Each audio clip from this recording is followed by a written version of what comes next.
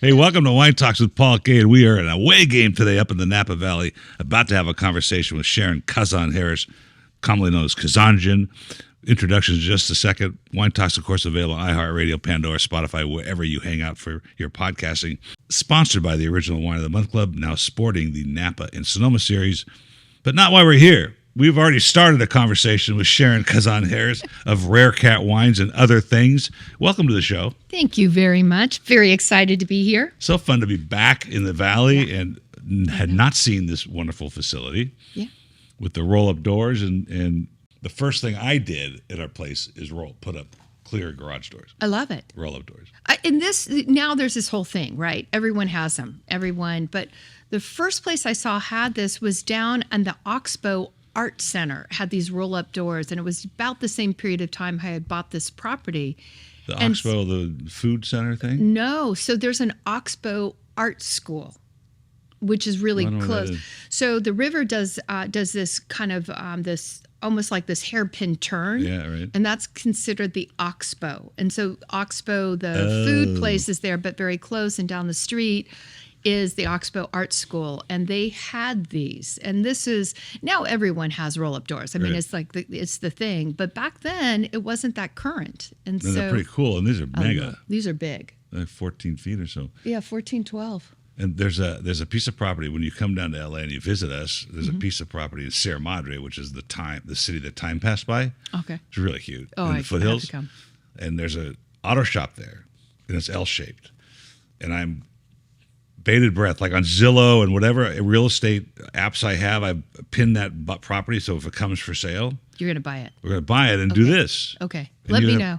Bakery, burger shop, taco place. Love it. Be incredible. One of my favorite things that has happened in St. Helena is Joel Gottbach took over the station. You know, this idea of turning these gas stations into these mega fabulous places. You know, Yountville started it. You know, the gas station down there with the market, but you know, it's so cool up in St. Helena what he's done. I mean, he's just remarkable to begin with, but the station is just the best. I spoke with him a couple of years ago when we were building a food court. Man, that would have killed us if we gone through that project. But it ended up being 250 apartments. But the Joel, he was so approachable. I'm still like, this is what I'm building. It's this really cool food thing. It's a whole experience. He goes, I want to come to SoCal. I'm not ready yet, but when I'm ready, I want to check it out. So very approachable, eager kind of guy to do those kinds of projects. Smart. Good family. Yeah. Nice. Yeah, good people for the community.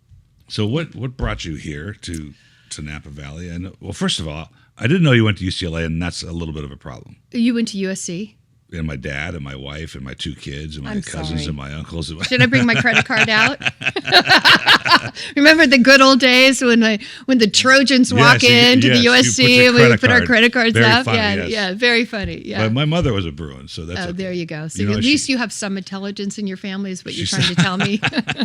And she stopped supporting it when they hired Angela Davis to be a professor. Okay, that's pretty funny. Isn't that funny? And she goes, I'm not going to support that. I'm not going to support those. So I never had that rivalry because I never did. But it was really fun to hold up the credit card. I will tell you, a moment in time that was really fun. You always appreciated that. Yeah.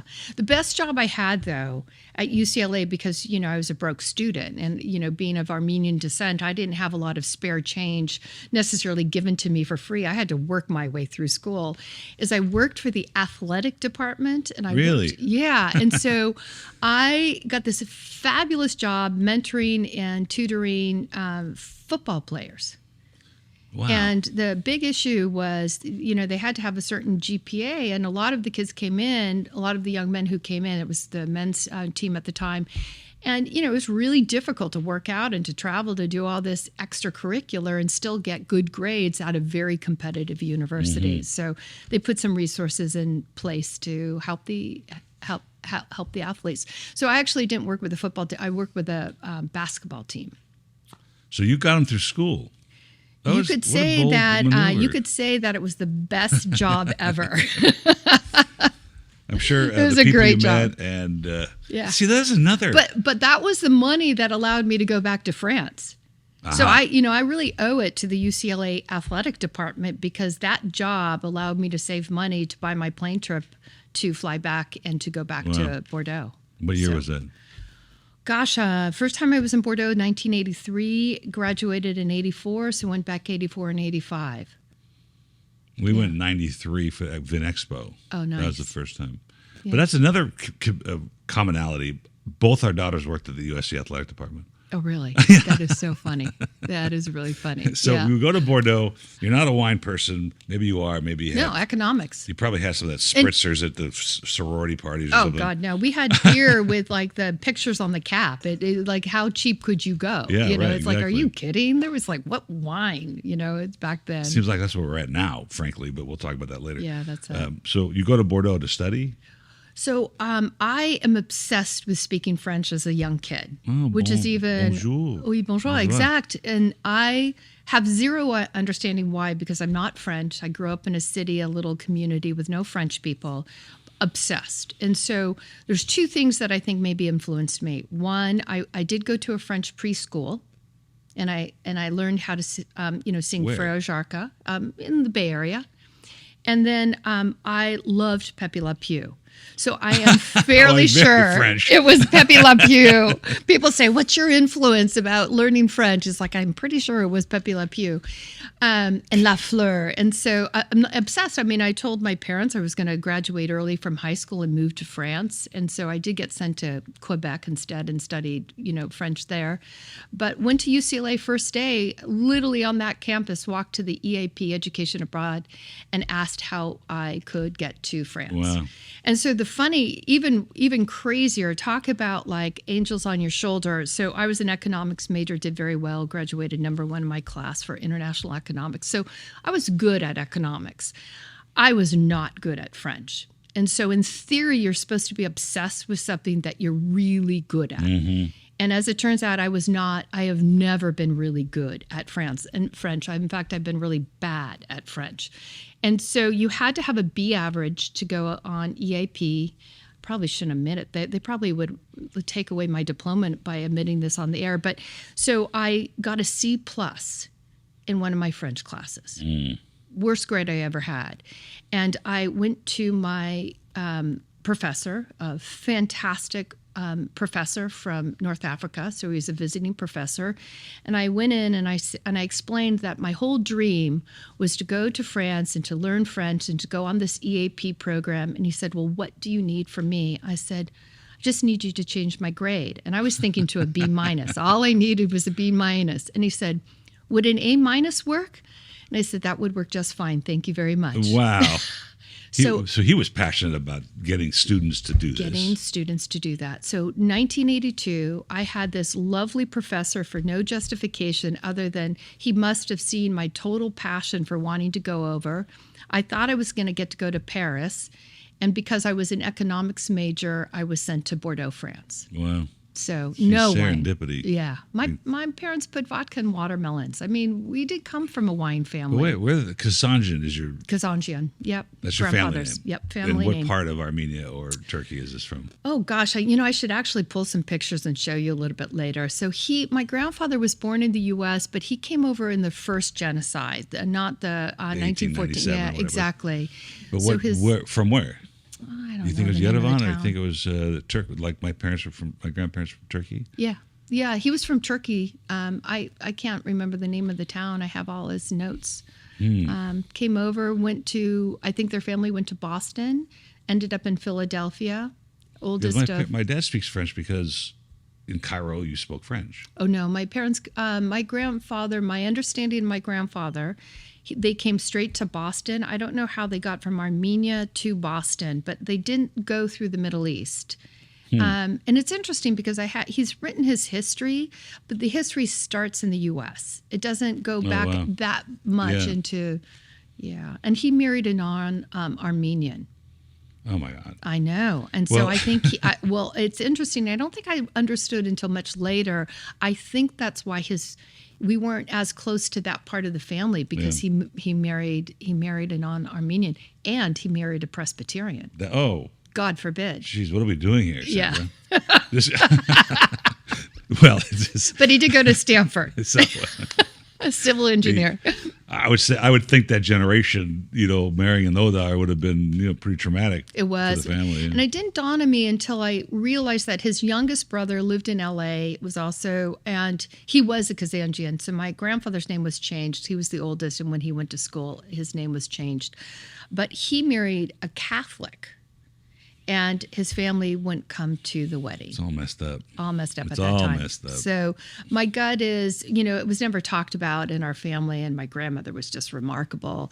But we weren't as close to that side of the family, so we didn't hear as much of the history. All I heard was I needed to go to Fresno because that's where all the Armenians were, and that that Cher was an Armenian, and Dukakis, remember our governor? Yes. Oh gosh, he was like, I think we had some sort of picture. We had pictures of him up at the house, like he was the hero of all. That's just a whole convoluted thing. You've got a Greek guy whose pictures on the wall. You've got Dukmagian. Did I say Dukmagian? I didn't say Dukakis. Dukakis. I'm sorry, Dukmagian. Sorry.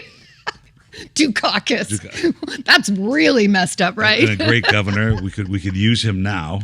Yeah. Of course. Well, we got off track a little bit because Yeah. we were talking about the Armenian thing, but part of that's all about the passion. And I was trying to tie this idea. Maybe your love of French, your passion for French, came from some deep-rooted family history. But that's my tour. My passion to learn French was about my father, because that was his second language, third language. You're way more sophisticated because you went to USC than I am. I Well, think yeah, it was that's right. very much, I think it was Pepe Le Pew. I mean, let's just get down to the. But however, you end up at a tour of Chateaubriand, which is absolutely incredible. Yeah, so at the age of 20. So I could be maybe the luckiest person on the planet. So I end up meeting this extraordinary woman. I go into this office because I wasn't speaking as much French as I wanted. I was obsessed. I mean, I was just really 20 years old in France and just obsessed with speaking the language. And so I go into the office des Bureaux des étudiants étrangers, foreign student kids, and I walk in, and this beautiful woman is there, Madame Tavernier. Her husband is president. There's 3 universities under the University of Bordeaux, and her husband was president of one of those. She invites me over, and my first lesson in being French was, I bring a bottle of the most expensive wine I could afford. God forbid I know what that is at this point. Yeah. And she very promptly, very lovely I brought it to her house for a meal. You never bring wine to a French person's house for a meal unless it's in a beautiful box wrapped with a gift, not expected to be served.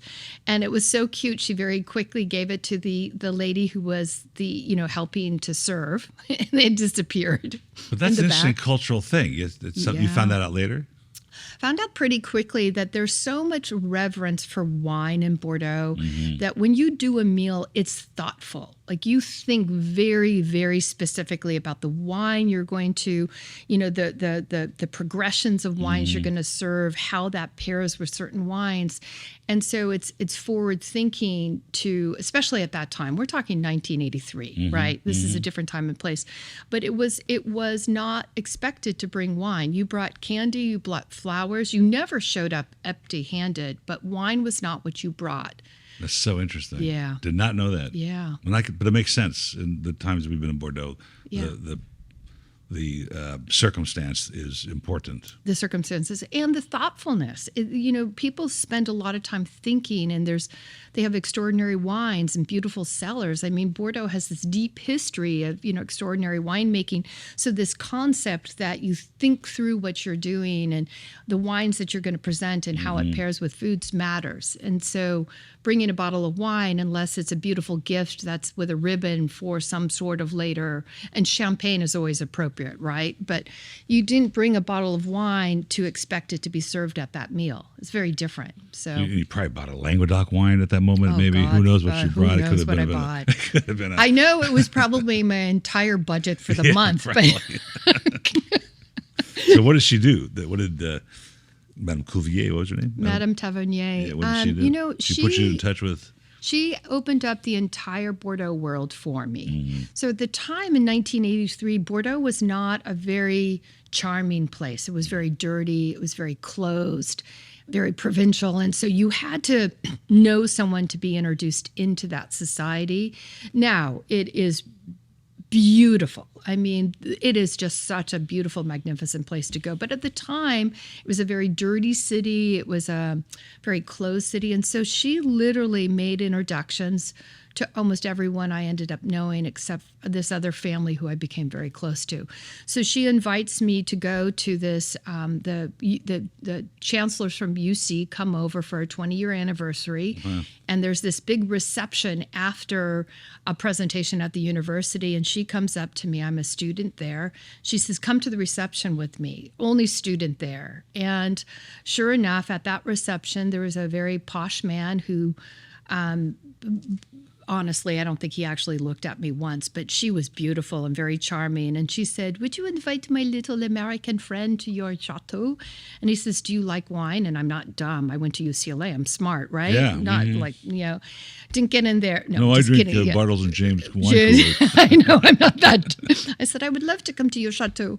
And so I literally walked down, I took a bus, I walked down the driveway, knocked on a big wooden door, and it was Chateau Aubryon. Wow. 1983.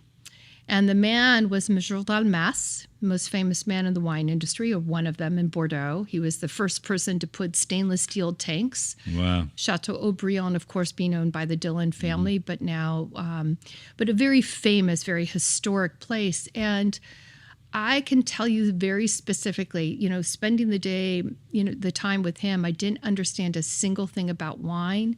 And I got to try the 82 out of the barrel.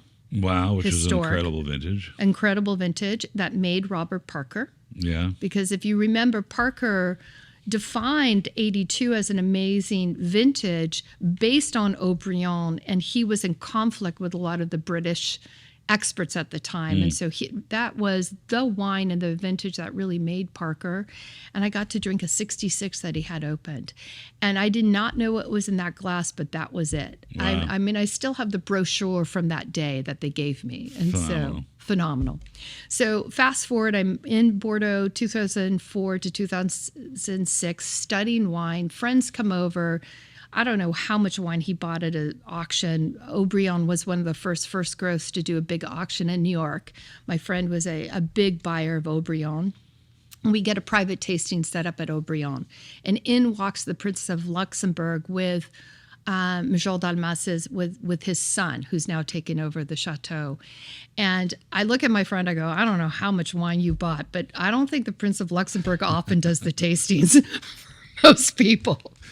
And so I shared that story with his son, and his son says to me, he goes, was my dad nice to you? I said, no, not particularly. He goes, yep, that would be my dad. Okay, that's funny. Yeah. So that's that really is how I am in the wine industry because of a skunk, because of a mistake. I wanted to go to Paris, ended up in Bordeaux, and because of the generosity of an amazing woman. That aha moment is very unusual. It is. I mean, I get a lot of them, and that's a pretty amazing unique, aha moment. yeah. Particularly for somebody who's selling, Bordeaux in Napa, in the Napa Valley. So that I can see now the passion for it and why that, because that's an unusual thing as well. It is, and it's unusual for a California girl to have a French palate.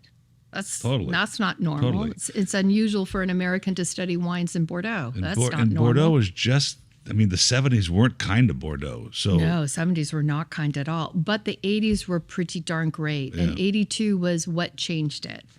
Well, you say it's not gorgeous, we haven't been. Well, we were in 2018. Oh, it's gorgeous now. And we were in Pauillac, and it was still an irony of the workers' class, because Pauillac is not a fun town to hang out in. Oh, why? Other than going wine tasting and going to the beautiful chateaus, which do not stay in the Médoc. It's not pretty at all.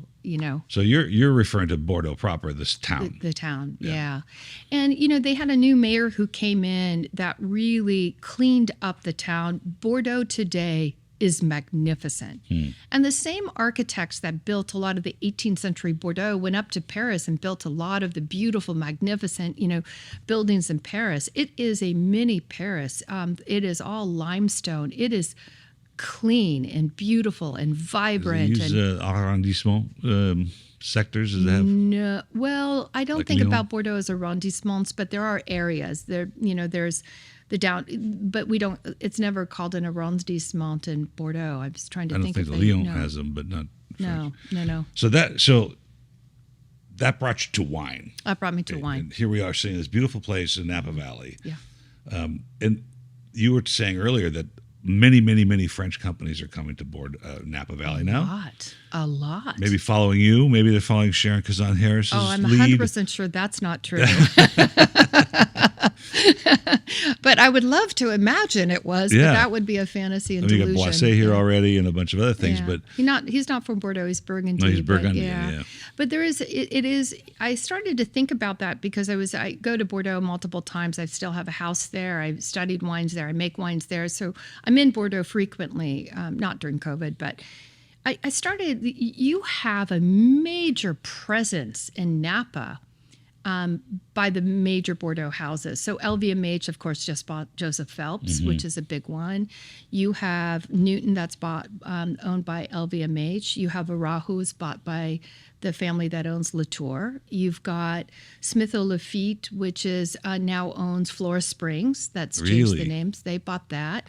You have Saint-Supré, which is also owned by a major house. That's owned by the Chanel family. So you start to look Wow. at you have the Pontacanet people who bought Robin Williams' old property. So when you look at Phenomenal. the big houses, they have a specific and major presence here in Napa. And I think they're smart. And I think at first it was, I remember one of the guys, Frédéric Ongler, told me he's at Latour, and I remember him telling me that we were good farmers here in Napa. And I'm thinking, well, I think we're more than just good farmers. I think we're actually really pretty good winemakers.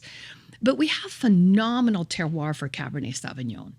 And the French would not agree with me. A lot of people would not agree with me. But we are world class for Cabernet Sauvignon, much more than Bordeaux is.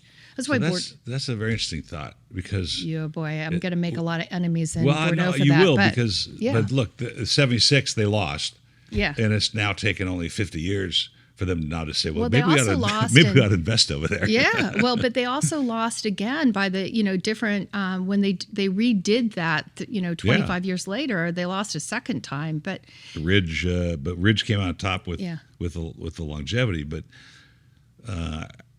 here's why there I must think. be something they see besides is it the dollar. Is it Well- what's it doing to the industry? Well, here's why. Well, I don't know. I can never speak to why someone makes purchases. That's internal strategies, right? But I don't believe that the most famous houses in Bordeaux are going to buy properties in Napa if it didn't have extraordinary quality. There's no reason for them. There's no justification for that. But the reason being, when you look at our terroir, you look at our climate, you look at what Cabernet Sauvignon, Cabernet Franc is, it needs sun hours, right? It needs warmth, but then it needs that fog for the great acidity for balance points. And we have that here. We have that tremendously well. So when you look at the exceptional years in Bordeaux, any exceptional year has one unique quality. It's not the terroir, it's not the location, it's not the AOC, it's not the grape. It's years with little to no rain. Every exceptional year that you look at over the last X number of years is a year with little to no rain. And so when you kind of match up sun hours and little to no rain and you kind of put that against Napa, well, some of our cooler vintages or some of our, those kind of are parallel to some of the best vintages in Bordeaux. Because why? Cab, when it's not ripe, has green parasines, which is not pleasant. And so the years with too much rain or the years with not enough sun hours, and the vineyard management in Bordeaux has changed radically, right? Before you had 100 hectoliters, now you have 25, 40. So you have more ripening, you have better vineyard management, better vineyard techniques in Bordeaux now than you did in 83 and even back then. But when you look at Napa, we are absolutely world-class for Cabernet Sauvignon because we have the sun hours, we have ample sun hours, but we have the beautiful fog, and so we can keep our acidity levels high.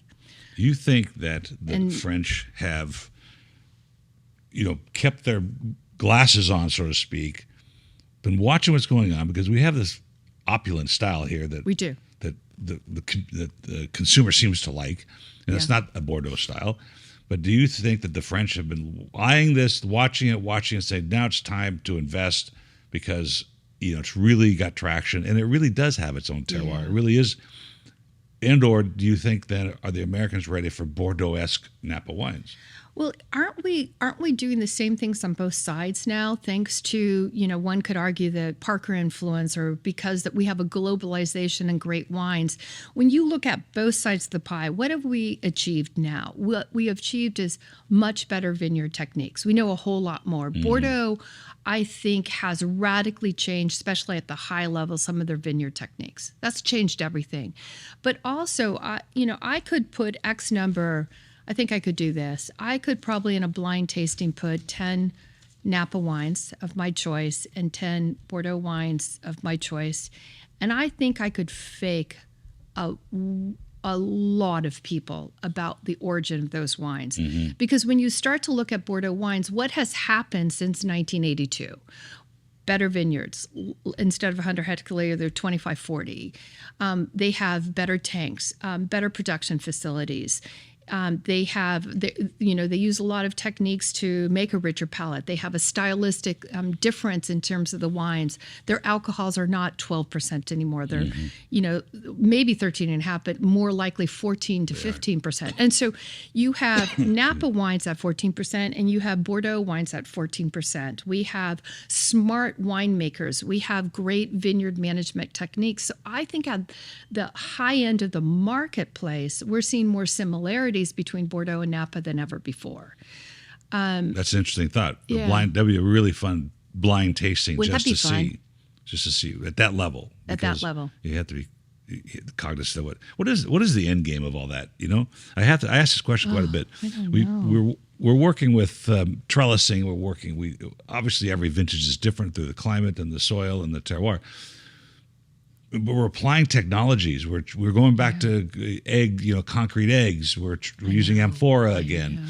Don't you love the amphora? Come yes, on, Armenians rock. I mean, we had that 6,000 years ago. Karas. I was just reading a book on the. I'll try and find you a copy. Yeah. The medieval the wine in medieval Armenia. Yeah. Oh, gosh, wouldn't that be interesting? It's really interesting. Yeah. Though it's a lot of iconography and stuff like that, but it's in everything we did. Yeah. There's grapes in everything back to the 6,000 BC. Yeah. Well, the whole conversation, I think, could be had, and I'd be interested in participating in it. Think about what other beverage has been part of civilization for 6,000 years. Okay, so here we are. That's in this a different. case. So it's maybe huge. that leads into it. No, that's huge. And I have this personal opinion of, and I haven't figured out the biology or the chemistry of it, but I think wine connects your soul to the earth. I think that has a lot to do with it. Yeah. But what is the end game of all these technologies, of optical sorters, of extracting out of the ground the best that we can make, and what does that best mean? I mean, eventually, what are we running out of? Are we just playing, which is really cool, and we get these wonderful nuances, or is the idea, which seems to be a contemporary idea, which is producing wines that absolutely have nothing to do with anything else except what the soil has given us, through biodynamic farming or organic farming, and not using the winemaker's influence, which I don't think is an excuse for bad wines to drink kombucha, right? Yeah. Because some of that stuff is so gross. Yeah. Boy, I don't know. And I have different philosophies because, of course, everyone wants to make the best wines possible, right? I mean, what does that mean? I'm not taste the best, sure. feel the best. But when you look at beauty, let's go back to what beauty is, right? Beauty is never perfect. Beauty is never perfect. Mm-hmm. And so my concern with some of this, what you're talking about, is that we're using these technologies and we're getting rid of all the imperfections to make supposedly a perfect wine. But beauty's never perfect. Beauty, I think about Lauren Hutton, one of the most beautiful women ever. She had, her teeth were separated. Mm-hmm. When you look at things that are profoundly beautiful, they're never perfect. So I don't know. I don't know the answer to that, because I think the more we use some of the technologies, I think sometimes we become we come devoid of some of those unique personalities of different places. So one side I have that. I love the concept of natural winemaking because here's why I love it is I think right now we don't have to put what ingredients are in wines on the back of our label. So the concept of natural wines is like it's real wine and we're not putting a lot of stuff in the wine and that's why it's natural. But I don't necessarily like a lot of natural wines. I don't think that it's an excuse for necessarily that's wines that is what it becomes. But so that gets into a bigger issue too. So we have formulaic wines. We have wines that are made with formulas and then we have Just wines. killing us. I'm with you on that. So I don't know the answer because these are big questions, right? And I'm a tiny little micro producer. And for me, wines is more about the people I meet and the lives I can change and the communities I can help unite. For me, wine has always been much more than what's in the bottle. I strive to try to make the most beautiful wines possible, period. And I won't bottle a bad bottle. So we're a vintage only bottler. However, for me, wines have always been more than what's in the bottle. It's always been what's happened around the bottle. And maybe that goes back to Sunday afternoons in Bordeaux when I was 20 years old and that influence. But to me, and maybe that goes back that 6,000 years, that wine has always united people. It's always created communities. It's, breaking bread and sharing wine. And so for me, I continue to focus in on what can wine do in terms of making this a better place. And maybe that's, maybe that doesn't matter, right? But you can't have that conversation about trying to build community if you make crap wine. You have to make great wine, and then hopefully maybe you see it and use it in different ways. I think that's very prolific. Well, it's a different way of thinking, I guess. Well, I was like, one of my other questions always sometimes, and it leads to this, is like, what if profitability had nothing to do with wine? Yeah. And so what if the Apothic Reds of the world didn't exist in the 19 Crimes, which is the formula ones you're talking about, didn't exist because the profit wasn't part of the motivation, which is clearly what the problem there is. And you only produced wines that delivered the message you're talking about, which is primarily the camaraderie it produces and the conversation it produces. And that's not because it's alcohol, it's because of its ethereal value that's in, like you said, in the glass. Yeah. For the first time, there are a lot of Armenian wines are in the community now. Yeah. In fact, next time we have this, you need to come with me. It's called Guinea Fest. Guinea, of course, the word for wine in Armenian, as you well know, of course.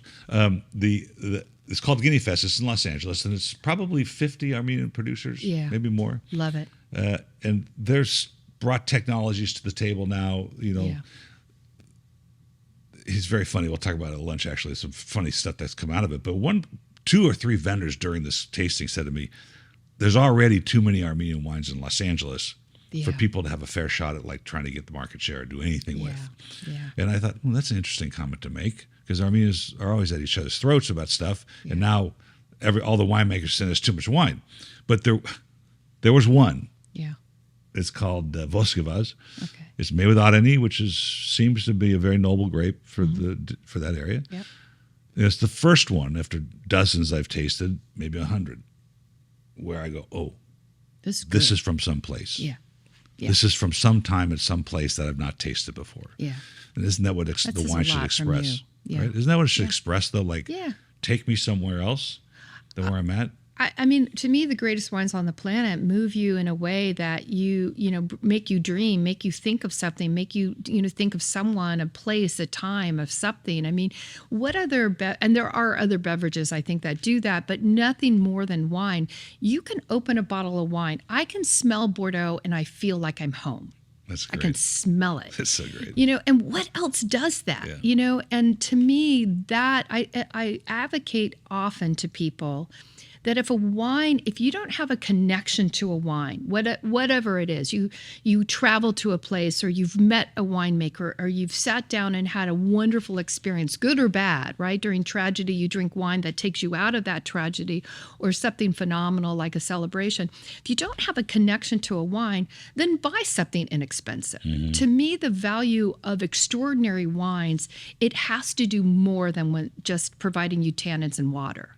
I mean, a wine is 89% water and some alcohol, right? And the difference, this is what profoundly is intriguing to me. The difference between 2 buckchuck and Latour is only 1% of the molecules. Yeah, right. So if we only want to look at what's in a bottle from a chemical point of view, we can't tell the difference.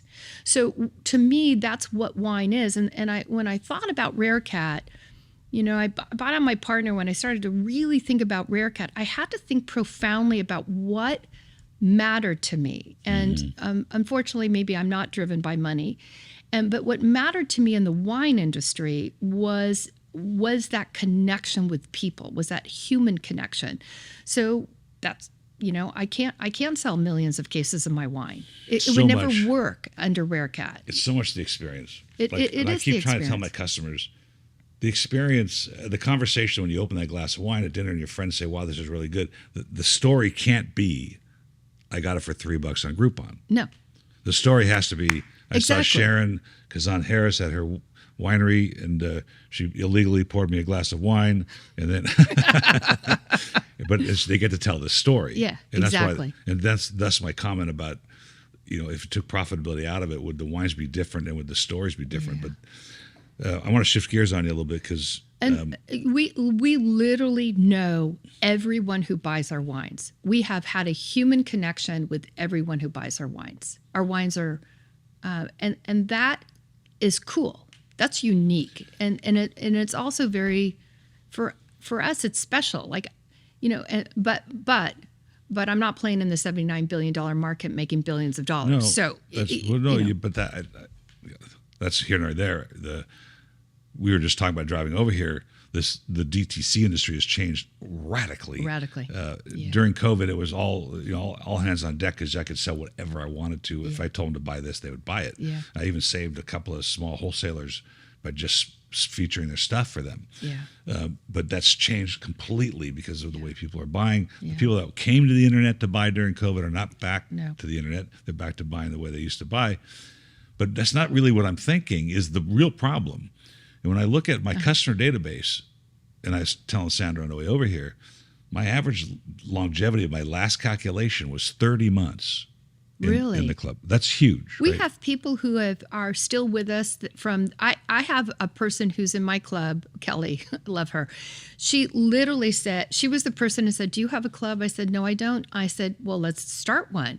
I mean, I literally and we have people who come in and out, right? Yeah, sure. I would be telling you misinformation, but we have people that have been with me for years and years and years. So that's the difference. So today, since there's no loyalty on the internet and there's no conversation like this one or the one you would have on the couch for somebody to take home when they take the bottle of wine home and open it and say, I had this great conversation with Sharon at her winery. That doesn't exist anymore. Yeah. And the internet killed all that. It did. It did. 30 months for me in this time was long. Yes. The reason it was long is because many of my customers from the 80s are either passing away or they're too sick or whatever. And so I've got people there 120 months and then people that only last 6 months, and that averages out to some smaller number. But that's not even a real number. My guess is in today's environment, the DTC market, if you get 12 months out of anybody with the lack of loyalty and the lack of experience between two people or a group of people at an event to reflect on this bottle of wine. Yeah. Without that, it's no holds barred. Everybody's going to think. Anyway, we'll talk about that at lunch. Yeah. I want to talk about the women in wine because I've been up here we've done 3 podcasts for the 3 days. I could have done 4 or 5. Mm-hmm. They would have all been women, and they've all women in wine, all different parts. I did Jess Lander yesterday from the San Francisco Chronicle. I did Kira Baluta. She's wonderful, really micro, small winery, wonderful winemaker. I could have done Dr. Thatch, who's in Sonoma, and she deals with the subject of women in wine. Michelle Mondro, I think her name is, another one. And you were just written up in, I think, 2 magazines about being part of that. Yeah. I'm going to go back to the beginning. Yeah. Do you think there was the barriers for women in wine were, not going to say deliberate, but just manifested themselves through this patriarchal industry? Or was it the Good Old Boys Network just trying to maintain control? What do you think it was? Oh, gosh, no, I don't think so. For me, women in wine, I don't think that at all. I think that there weren't as many women in wine as there were men. So that's just true, a fact. There was less than 10%. So there was numbers, but I don't think that there was any evil empire trying to make that happen. I think it just was. There were less women in wine.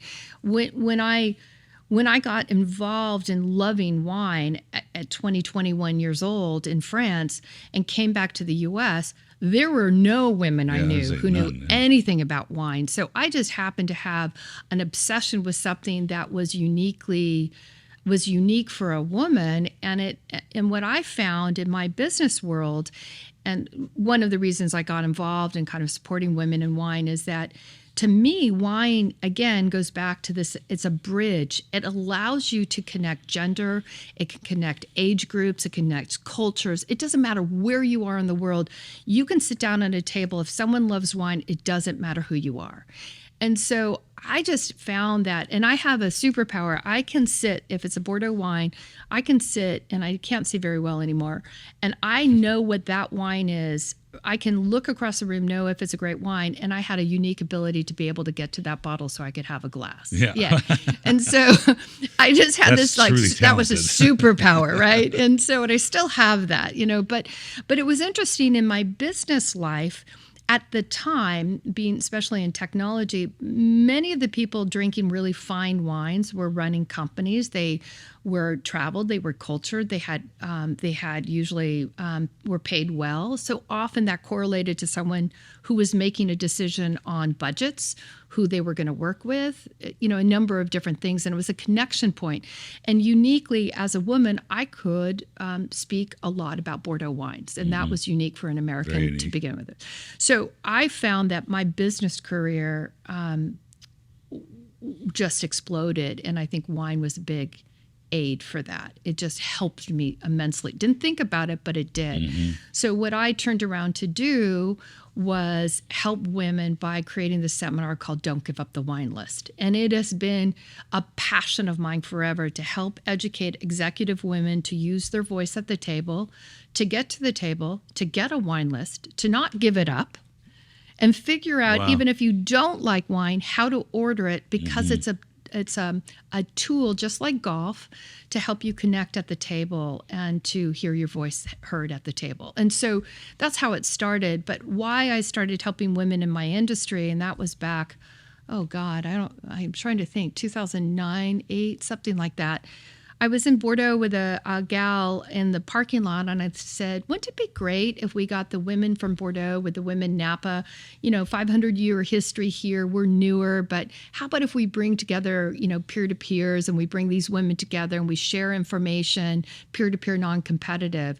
And so that's what we did. And so the first year I did that, the hardest thing I've ever sold in my life was getting 11 French women on a plane to come to Napa.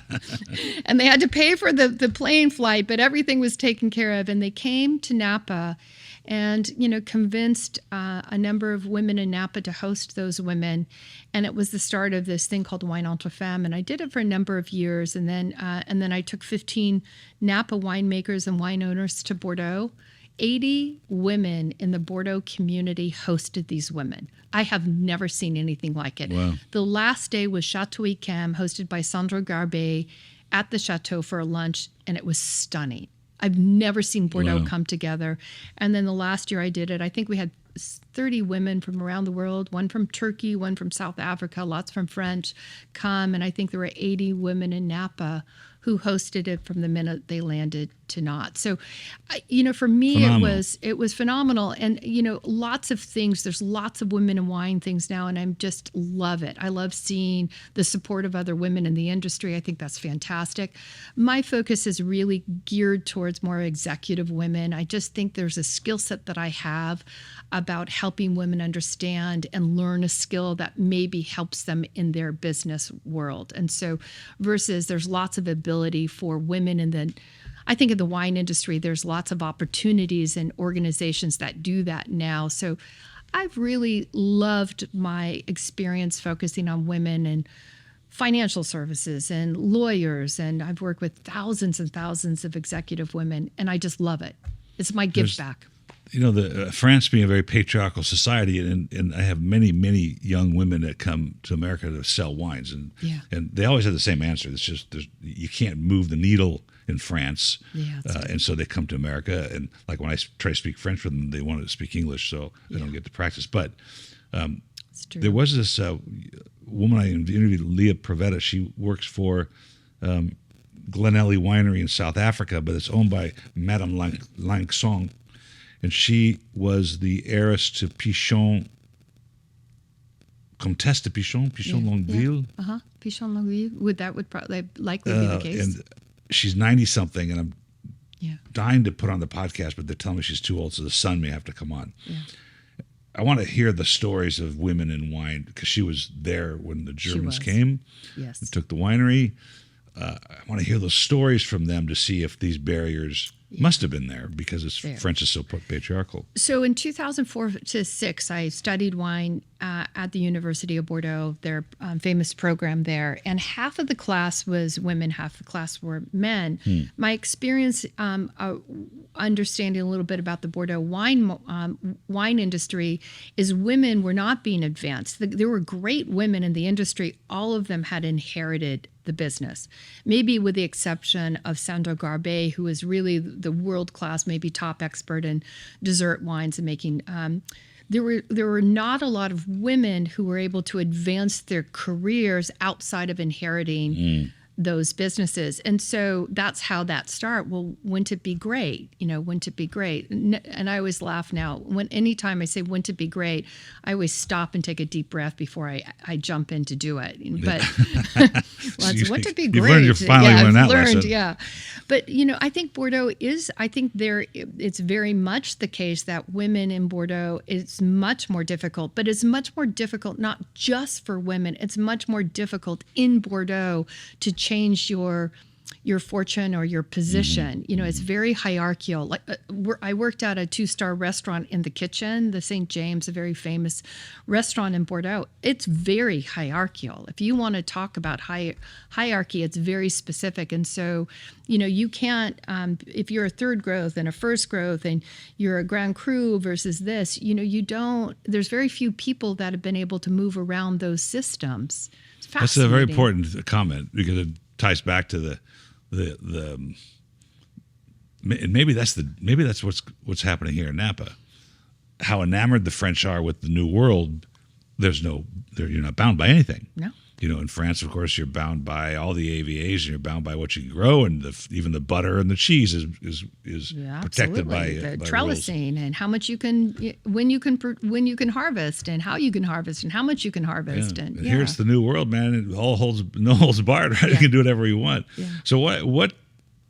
You go downtown Napa, and you see, what's the name of the tasting room? I forgot. Mia Carta. Yeah, Mia Carta. And then you see on the wall, it says RareCat, and somebody has to raise an eyebrow, and they go, Bordeaux, Napa? I mean... Yeah, it's bizarre, right? Yeah, it's kind of bizarre, and they're gorgeous wines, but how did you decide to buck that system with RareCat?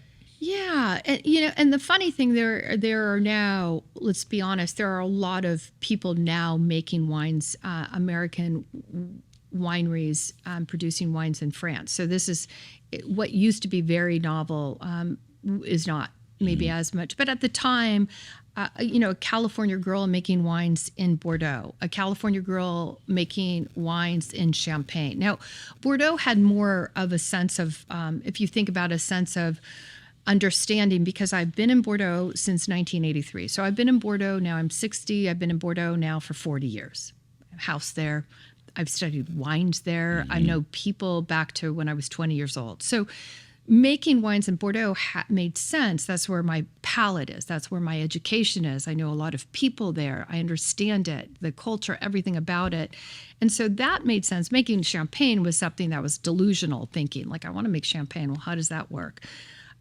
I think now we are in a global world and people are looking to make wines in different places of the world. I mean, and so there are Americans who are going in that direction. It's harder. It's much harder to do that than the French coming here. We're very open to a lot of international people coming to, and they're bringing their influences to Napa. It is not as opening and welcoming in going in the other sense, and plus the language is a barrier. So, but we're seeing it more and more, right? But when people come into Mia Carta and there is a RareCat Saint-Emilion Grand Vin, do people really, are they interested in that? I think they're very interested in that. We don't have our champagne. We're kind of sold out of it right now, but we have a Crémant de Bordeaux, which is down there. And I think people love it. It's a beautiful wines, and Crémants are just fantastic wines right now. They're just very popular now. Super popular. And so I think it's, to me, I've always thought about how I couldn't necessarily make a better cab than other people in Napa. There's just phenomenal cabs. That'd be tough. But I don't know if there was no other person on the planet making wines in Bordeaux, Napa, Champagne, and Russian River. We're still very unique about that. And I guess the thinking at the time was innovative that when you make wines, why not go to where it's world class? And then if it's already world class in that region, then do you really have to add a lot of stuff? The answer is no. I mean, but it really does start to, understand where it's world class for what varietal and what region, and then understand how to make the best wines from that you have the ability to make. They're fabulous wines, at least the last time we tasted together. Yeah. And I just always found that not amusing, but interesting.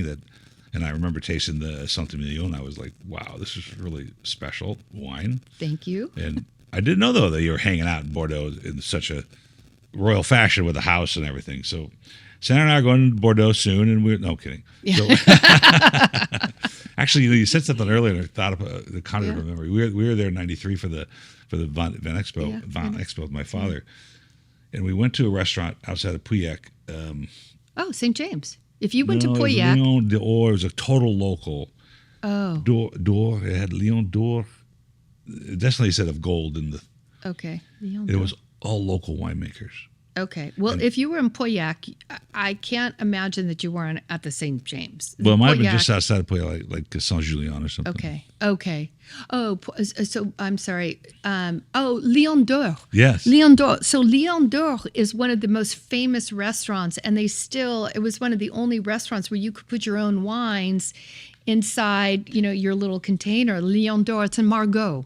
That's in Margaux. Yeah, Margaux. So we went, my father, and we got in, and everybody had their wine there. Yes. And they were all shiners. Yes. Oh, yes. So we figured they were just local winemakers, bring their own stuff. They had amazing food. So we went last time we were in. It wasn't the same experience because it's a different time of day, et cetera. But fascinating vision of the locals. That was very unique because in France, you do not bring wine to a restaurant. Yeah, right, exactly. It's like that does not wine. There's a couple of places that are pretty famous for winemakers in Saint-Emilion as well. So, yeah. There's an Armenian just bought Lalande de Pomerol. Oh, interesting. I'll send you his name. He's a really nice guy. He's English. Well, Chateau Lescombe was just bought by an American. Really? 310 million euros. Yeah. Oh, yeah, no, I read that. Yeah. Isn't that Lexus Lachine's old place? Yes. Yeah. It's fascinating to see what's going on with this industry. And when we go to lunch, we're going to talk about what's going on. Yeah. In such a different place than it was even 5 years ago, and absolutely different from when we started doing this in the 80s. Yeah. But today it seems so convoluted, and somebody's banking on. We believe that something, and it'll take a couple of years for it to settle down. I just don't know how that there's room for more $100 Napa cabs and more $200 Napa cabs, and how many people can afford to buy them. Just like when I said that there's already too many Armenian wines in the LA market, not Armenian wine buyers. Yeah. As eventually, aren't there not enough $100 bottle buyers? Yes, I think you're right. When there's I've always been lucky enough to have a very creative brain and be, kind of in advance, a very, I think, forethinker and things. I don't know. I'm confused about this industry now. I'm at a loss. Very confusing. I'm very confused, and it's I don't, maybe I'm just getting old, but I don't really understand it as much anymore. Some things aren't making sense because, one, you have like 110,000 colas being submitted in 1 year. 110 last year. And yet you only have 5 major players in the distribution market. Yeah. So you have this profound control of distribution. Then you have this kind of new DTC, which is fascinating. There's some technologies and stuff happening there that, maybe changes, maybe doesn't, and then you have all these wines. And then it's just fascinating. And consumption's a little off, and the millennials aren't drinking this stuff. They're drinking White Claw. Yeah, consumption is off. So consumption, wine in general, is off, except for the high end. You look at some of the big guys, Wink, and some of the guys who are on the low end. They're Naked Wine, Wink, exactly. So it is a. I don't know the answer. We're gonna.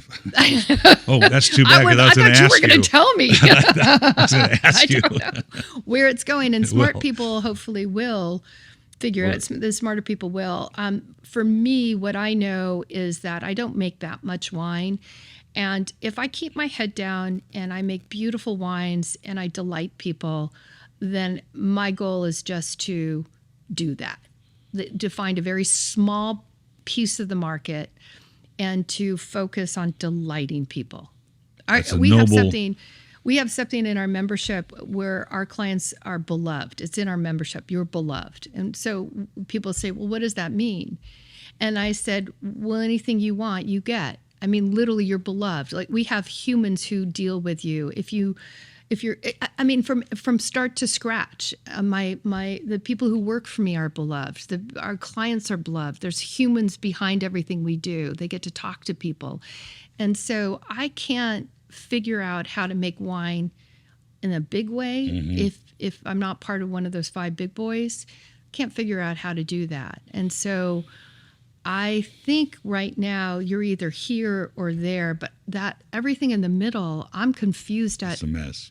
It seems like it. And I think your model, regardless of its, potential success, or if you consider monetary success, is a noble model. It's the model that Sandra and I try to model here at the Wine of the Month Club, which is it's about the quality of the wine and the value to the customer. That's what we try to present. I might be in a part of the business that doesn't resonate now. It may resonate in a few years, but today, with the advent of the Winks and the Naked Wines and the bright sellers and the algorithms and all the stupid things that go on, those experiences aren't being built. No. And if we could mire through the muck and get to where people appreciate the RareCat wines because of they're beloved. Yeah. It's a very important message. We're already on an hour.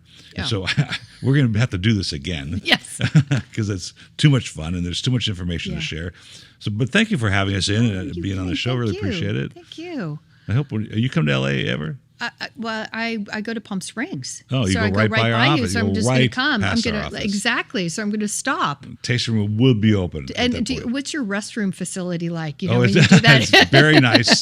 Sandra designed the women's bathroom. Perfect. No, I can't wait. I would love to come up. Be a lot of fun. I would love just to hang up and hear what people love drinking. Just hear. I just love people who love wine. Our Saturday tasting, which is once a month now. Okay. I'm going to come up. Is a hoot because it's all people in that price range, $15 to $25 a bottle, and they're just sharing their experiences. They talk about their trips to Napa. They talk about their trips to Europe when they come back. And I learn as much talking to those folks about what the market's about. Love it. As I do, reading all the stuff that we read about. So sometimes that's. Do you ever need free labor? Can I ever come and work in your shop and just right hang now, out? We could really use some free labor. I would love it. I would love to do that. I just love hearing what people have to say. Yeah, it's great. So, and people ask me all the time because what wines that are in more affordable price range, ours are affordable luxuries, but then nonetheless they're 40 to 155. So they're a little bit, but I would love a list of 10 wines I could share with people that they can get between that are not formulaic wines. Right. that there's that are tons of them. beautiful, beautiful wines from that $20 to $30 price range that I could share with people. The message, that's who we are. Okay. What's happened to the marketplace, and I'll save this for the listeners as well. Say it for listeners. What's happened to the marketplace with the closing of the Winks of the world, and there'll be more. Yes, I think so. There'll be more companies that have the same Ponzi scheme. And the Ponzi scheme is we're going to raise money through the public. We're going to raise money through Series A. We're going to raise money through, even Wink offered it to their equity to their buyers. And we're going to put that towards $100 acquisition cost, but you only get $80 out of the customer. So eventually it ran out. That's basically what happened. But I was talking to my O2 license hangs in Sonoma at Wine Hooligans. Oh, got it. And we're very close to the guy that handles the account, and we talk all the time. And I said, the bottom has to fall out of these guys, because you cannot consistently pay 85 cents a liter for juice. No. And have repeat buyers. It's not in the formula. He goes, it's not 85 cents a liter. They're not even paying that much for the stuff they're bringing from Europe and putting in shiners here in America. I won't make it. I won't do it. So you can't drink it. It's not going to provide any. I know what my costs are. I know how much it costs for me to bottle wines. Yes. I'm at a loss at how some of these things are produced but that I don't play there. But right. I make affordable luxuries. I make beautiful wines. Look, Wink was doing like 80 million or some big number, and they couldn't make money. They never made a penny. So obviously that model isn't working. Yeah. And we're going to say that for later. Okay, that's it. Thanks for being on the show. Oh my God.